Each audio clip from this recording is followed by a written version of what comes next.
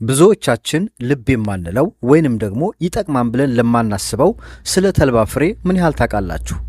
የተልባ ፍሬ ለሰው ልጅ ምን አይነት ጥቅም እንደሚሰጥ ስንቶቻችሁ ታውቃላችሁ? የተልባ ፍሬ ለሰው ልጅ ከሚያስፈልጉት ዋነኛ ምክንያቶች አንዱ ነው። ስለዚህ የተልባ ፍሬ ምን አይነት ጥቅም እንዳለው በዚህ ቪዲዮ የማጋራችሁ ይሆናል። እስከ ዝግጅት ፍጻሜ አብራችሁን ቆዩ።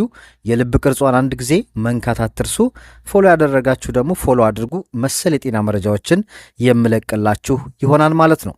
እንግዲህ አንድ የሻይ ማንኪያ የተልባ ፍሬ በውስጡ ተመጣጣኝ የሆነ የካሎሪን፣ ፕሮቲን፣ ካርቦሃይድሬት፣ ፋይበር፣ ቅባት፣ ኦሜጋ 3፣ ቫይታሚን ቢ1፣ ቫይታሚን ቢ6፣ ፎሌት እና ካልሽየም፣ አይረን እና ማግኒዚየምን ጠቅልሎ የያዘ እጅግ በጣም ተአምረኛ ነው። ለጤና የሚጠቅመን ግን በተለይም ደግሞ ለሰው ልጅ ከሚያስፈልገው በኦሜጋ 3 እና በፋይበር ይዘቱ ነው። ስለዚህ ይሄ ተልባ ፍሬ በውስጡ ኦሜጋ 3 እና